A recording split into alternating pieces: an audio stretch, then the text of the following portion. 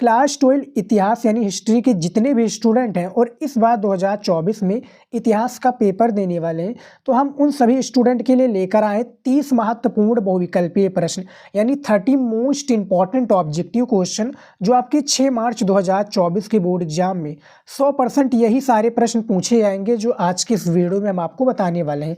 आज का ये वीडियो इतिहास के स्टूडेंट के लिए सबसे खास होने वाला है क्योंकि इसमें हम सारे महत्वपूर्ण ऑब्जेक्टिव क्वेश्चन को बताने वाले हैं।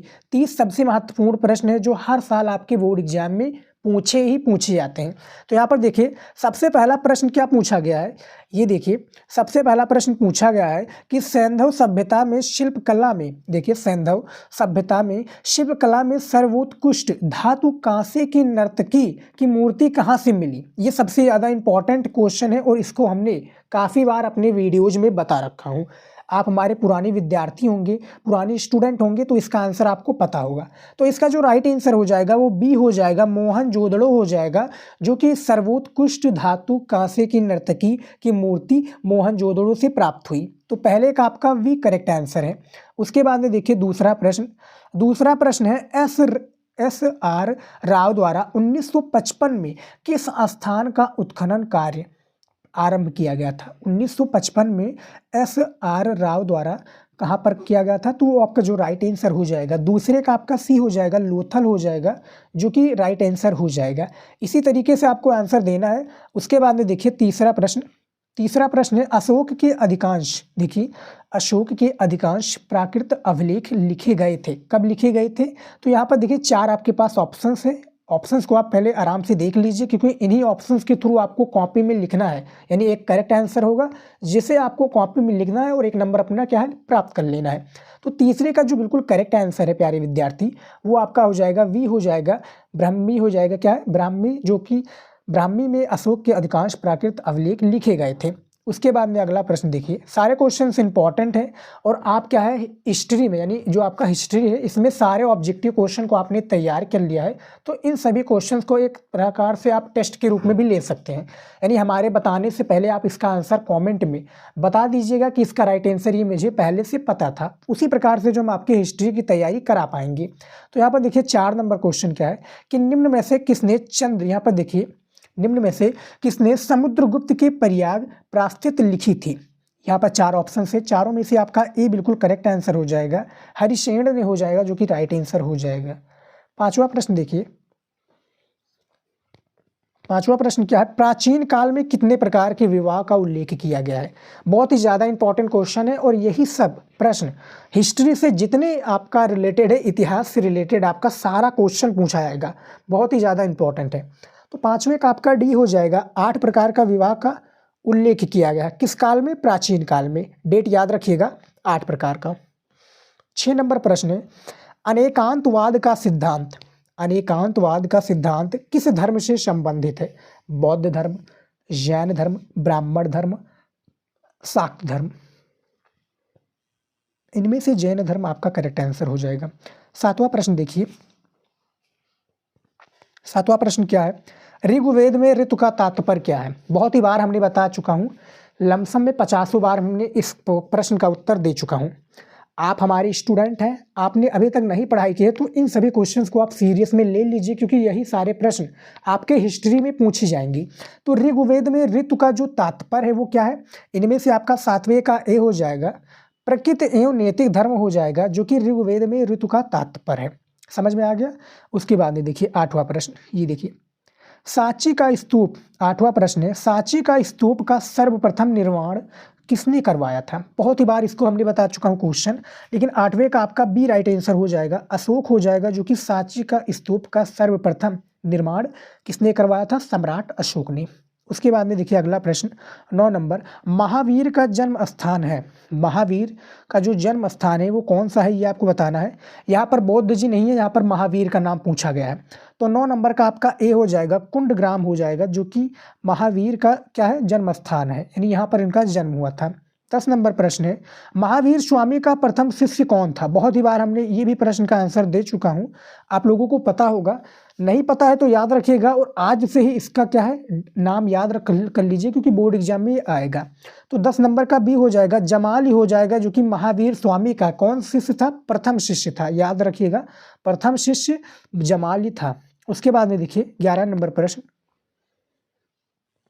11 नंबर जो प्रश्न है, अल बरूनी ने, यहाँ पर देखिए अल बरूनी ने तारीख ए हिंद किस भाषा में लिखी थी? अरबी भाषा, उर्दू, फारसी या तुर्की? यानी यहाँ पर 4 ऑप्शन है, इनमें से आपका जो अरबी भाषा है वो करेक्ट आंसर हो जाएगा। यहाँ पर अल बरूनी ने जो क्या है तारीख ए हिंद, ये अरबी भाषा में लिखी गई थी। देखिए क्या पूछा गया है, ये देखिए, नयनार उपासक थे, नयनार जो है ये उपासक के किसके उपासक थे? तो ये आपका शिव हो जाएंगे, यानी शिव जी के, यानी शंभू भोले जो कह लीजिए, शिव जी के उपासक नयनार जी थे। 13 नंबर क्वेश्चन है हमारा, महबूब, यहाँ पर देखिए महबूब ए इलाकी, महबूब ए इलाकी किन्हें कहा जाता है? बाबा फरीद, कुतुबुद्दीन बख्तियार काकी, निजामुद्दीन औलिया या अमीर खुसरो को? बहुत ही इंपॉर्टेंट क्वेश्चन है। 13 का आपका सी हो जाएगा, निजामुद्दीन औलिया हो जाएंगे, जो कि महबूब ए इलाकी इन्हीं को कहा जाता है। 14 नंबर क्वेश्चन देखिए, निजामुद्दीन औलिया की दरगाह कहाँ पर है? बहुत ही ज़्यादा इंपॉर्टेंट क्वेश्चन है और ये सबसे ज़्यादा प्रचलित क्वेश्चन भी है आपका इतिहास में। तो 14 का आपका भी हो जाएगा, दिल्ली में। कौन है? दिल्ली में निजामुद्दीन औलिया दरगाह है, जो कि अभी कुछ दिनों हुआ है, यानी जो हमारा रिपब्लिक डे था 26 जनवरी को, उसमें क्या है जो फ्रांस के जो प्रधानमंत्री जी हैं वो आए थे इसमें और गए भी थे, किसमें? निजामुद्दीन औलिया दरगाह में शायद। 15 नंबर प्रश्न देखिए क्या है, विजयनगर साम्राज्य, यहाँ पर देखिए विजयनगर साम्राज्य की स्थापना की थी, किन्होंने की थी? ये सबसे ज़्यादा इंपॉर्टेंट है और कब की थी ये भी आपका पूछा जाएगा प्यारे विद्यार्थी। तो इनमें से जो विजयनगर साम्राज्य की स्थापना की थी वो हरिहर एवं बुक्का ने किया था। कब किया था ये भी आपको डेट याद रखना है, 1336 में किया था, याद में रखिएगा, 1336 में हरिहर एवं बुक्का के द्वारा विजयनगर साम्राज्य की स्थापना की गई थी। उसके बाद में देखिए 16 नंबर क्वेश्चन, ये क्या पूछा गया है, तालीकोटा में सल्तनों, यहाँ पर देखिए सल्तनतों की संयुक्त सेनाओं से राम राय की सेना पराजित हुई थी, किस सन में पराजित हुई थी? तो 16 का आपका जो राइट आंसर हो जाएगा वो सी हो जाएगा, 1565 ईस्वी में क्या है जो तालीकोटा में सल्तनतों की संयुक्त सेनाओं में राम राय की सेना पराजित हुई थी। उसके बाद में देखिए 17 नंबर क्वेश्चन, बक्सर का युद्ध कब हुआ? बहुत ही ज़्यादा इंपॉर्टेंट क्वेश्चन है, बक्सर का युद्ध कब हुआ था? तो बक्सर का जो युद्ध हुआ था वो आपका 1764 ईस्वी में हुआ था, डेट याद रखिएगा, 17 का भी करेक्ट आंसर है। उसके बाद में देखिए 18 नंबर क्वेश्चन, 18 नंबर क्वेश्चन है, आलमगीर नामा लिखा था, आल मगीर नामा लिखा था, किसने लिखा था? ए आपका अब्दुल फजल हो जाएंगी, या वी लाहौरी ने, या मोहम्मद वाइश ने, या डी मोहम्मद काजिम ने? ये आपको बताना है प्यारे विद्यार्थी, मोस्ट इंपॉर्टेंट क्वेश्चन है। तो 18 का आपका डी हो जाएगा, याद रखिएगा डी, मोहम्मद काजिम ने जो आल मगीर नामा लिखा था। उसके बाद में देखिए 19 नंबर क्वेश्चन, इस्तिमरारी, सारे क्वेश्चंस इंपॉर्टेंट है और यदि आपने टॉपिक वाला वीडियो नहीं देखा है जो कि हमने क्या है उसमें अति लघु उत्तरीय प्रश्न, लघु उत्तरीय प्रश्न और जो आपका विस्तृत उत्तरीय प्रश्न है, 3 टाइप के क्वेश्चन, यानी 3 टाइप क्वेश्चन हमने टॉपिक वाली वीडियो में बना दिया है। 81 इंपॉर्टेंट टॉपिक है, जाकर देख लो वीडियो और सारे क्वेश्चन का आंसर तैयार कर लीजिए, क्योंकि उससे बाहर आपका नहीं आने वाला। यदि आप पास भी होना चाहते हैं तो वो टॉपिक को आपको तैयार करना पड़ेगा। समझ में आ गया? तो देखिए 19 नंबर जो क्वेश्चन पूछा गया है कि इस्तिमरारी बंदोबस्त बंगाल में कब लागू किया गया? बंगाल में ये कब लागू किया गया था? ये आपके डेट्स हैं, यहाँ पर देखिए 4 डेट पूछे गए, 1765 ईस्वी, 1773, 1793, 1818 ईस्वी। तो 19 का सी हो जाएगा राइट आंसर। कब हो जाएगा? 2 मार्च, 2 नहीं 22 मार्च, हाँ याद रखिएगा 22 मार्च, डेट याद रखिएगा 22 मार्च 1793 ईस्वी में इस्तिमरारी बंदोबस्त बंगाल में लागू की गई थी। डेट ये आपको पता चल गया, इनमें से आपका कौन सा राइट आंसर हो जाएगा? 19 का सी बिल्कुल करेक्ट आंसर है। उसके बाद में देखिए 20 नंबर क्वेश्चन, ये देखिए स्थायी बंदोबस्त का संबंध किसके साथ है? स्थायी जो बंदोबस्त का संबंध है वो किनके साथ है? तो 20 नंबर का सी करेक्ट आंसर है, लॉर्ड कॉर्नवालिस हो जाएंगे, लॉर्ड कॉर्नवालिस हो जाएंगे, जो कि स्थायी बंदोबस्त का संबंध इनसे ही है। 21 नंबर क्वेश्चन है, बिहार में जगदीशपुर में, यहाँ पर देखिए बिहार में जगदीशपुर में विद्रोह का नेतृत्व किसने किया? 4 ऑप्शन है और 21 का आपका बी हो जाएगा, कुंवर सिंह हो जाएंगे, कुंवर सिंह बिहार में जगदीशपुर में विद्रोह का नेतृत्व इन्होंने ही किया था। डेट याद रखिए, नाम याद रखिएगा, नाम सबसे ज़्यादा इंपॉर्टेंट है। 22 नंबर क्वेश्चन है हमारा हिस्ट्री में। हिस्ट्री के जितने भी विद्यार्थी हैं, एक मैराथन आपके लिए क्लास में लाने वाला हूँ, जल्द ही क्लास वो लेकर आऊँगा, जिसमें हम सारे यानी 1.5 घंटे का लगभग वीडियो होगा, उसमें हम सारे इंपॉर्टेंट क्वेश्चंस को आपको बता देंगे। उस वीडियो के लिए जितना ज़्यादा कमेंट आएगा हम वो वीडियो जल्द ही लेकर आएंगे आपके सामने। और कॉपी वाला वीडियो जल्द आने वाला है आप लोगों की, कि बोर्ड एग्जाम में हिस्ट्री की कॉपी कैसे लिखी जाती है, वो वीडियो हम जल्द ही लेकर आएंगे। यहाँ पर देखिए 22 नंबर क्वेश्चन, व्यागपत, यहाँ पर देखिए व्यापगत नीति ब्रैकेट में है, राज्य अपहरण नीति का संबंध है किनसे है? तो 22 का आपका सी हो जाएगा, डलहौजी हो जाएंगे इसके राइट आंसर 22 नंबर प्रश्न की। समझ में आ गया। उसके बाद में देखिए 23 नंबर क्वेश्चन क्या पूछा गया है, 1857 की क्रांति किस शहर से प्रारंभ हुई? इसको बताने की कोई आवश्यकता नहीं है, क्योंकि ये सबसे ज़्यादा पूछा जाता है, चाहे आपका जियोग्राफी हो, नागरिक शास्त्र हो, समाज शास्त्र हो, इसमें ये तीनों में पूछा जाता है। लेकिन डेट याद रखिएगा, इनमें से डी मेरठ हो जाएगा। उत्तर प्रदेश के मेरठ शहर में 1857 की क्रांति हुई थी। 24 नंबर क्वेश्चन पूछा गया क्या है, 24 नंबर क्वेश्चन क्या पूछा गया है, ये देखिए, भारत छोड़ो आंदोलन कब आरंभ हुआ? 4 ऑप्शन है, 24 अगस्त 1942, सितंबर 1942, अक्टूबर 1942 या डी नवंबर 1942। भारत छोड़ो आंदोलन कब आरंभ हुआ? तो यहाँ पर आपका राइट आंसर हो जाएगा, कौन सा हो जाएगा? इनमें से आपका राइट आंसर हो जाएगा, ए हो जाएगा, अगस्त 1942 को, 9 अगस्त 1942 को भारत छोड़ो आंदोलन आरंभ किया गया। समझ में आ गया। उसके बाद में देखिए 25 नंबर क्वेश्चन, हिस्ट्री का आज तक का सबसे ज़्यादा इंपॉर्टेंट क्वेश्चन है, ये तैयार कर लीजिएगा। उसके बाद में देखिए 25 नंबर, ए बंच, यहाँ पर देखिए बंच ऑफ ओल्ड लेटर्स का प्रकाशन किसने किया था? तो यहाँ पर आपके जवाहरलाल नेहरू जी हो जाएंगे। पंडित जवाहरलाल नेहरू ने a bunch of old letters का प्रकाशन इन्होंने ही किया था।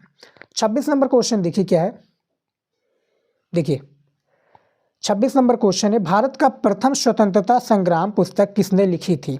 तो भारत का जो प्रथम स्वतंत्रता संग्राम पुस्तक है वो इनमें से आपका राइट आंसर हो जाएगा, ये हो जाएगा ए वी डी। यहाँ पर देखिए वी.डी. सावरकर ने भारत का प्रथम स्वतंत्रता संग्राम पुस्तक लिखी थी। 27 नंबर प्रश्न देखिए क्या पूछा गया है, ये देखिए 27 नंबर प्रश्न, ऐतिहासिक उद्देश्य प्रस्ताव कब पेश किया गया? ऐतिहासिक जो उद्देश्य प्रस्ताव है ये पेश किस सन में किया गया था? 12 दिसंबर 1946, 13 दिसंबर 1946 या 14 दिसंबर 1946 या 15 दिसंबर 1946। 4 आपके पास ऑप्शन हैं, इनमें से करेक्ट आंसर पता है तो बताइएगा।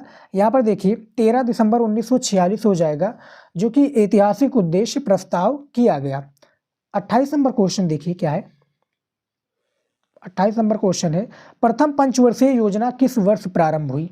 प्रथम जो पंचवर्षीय योजना है ये किस सन में प्रारंभ हुई थी, ये आपको बताना है।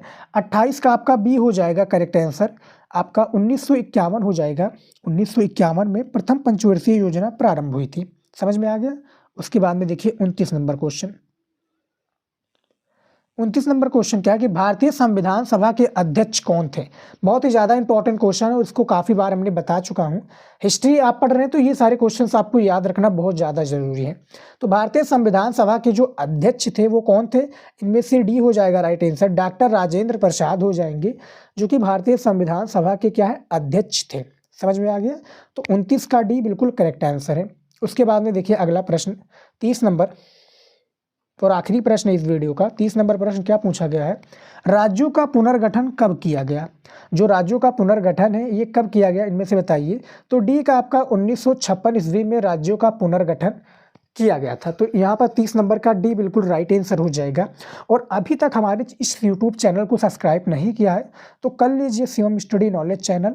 और एक और हमारा चैनल है जो कि उस पर भी मैं वीडियो अपलोड कर दूंगा, तो इस चैनल को अभी सब्सक्राइब कर लीजिए, क्योंकि मोस्ट इंपॉर्टेंट वीडियोज में लाता रहता हूँ हर एक सब्जेक्ट की, चाहे आपका जियोग्राफी हो, हिस्ट्री हो, सोशियोलॉजी हो, इकोनॉमिक्स हो, सिविक्स हो या आपका शिक्षा शास्त्र हो, सभी का मैं तैयारी करा रहा हूँ इस चैनल पर। चैनल को सब्सक्राइब कर लीजिए और वीडियो को पसंद आ रहा है वीडियो तो लाइक कीजिए। हम ऐसे और इम्पॉर्टेंट वीडियो लाते रहेंगे आप सभी के लिए। फिलहाल आज की इस वीडियो में इतना ही था, मिलता है नेक्स्ट वीडियो में नए टॉपिक के साथ। जय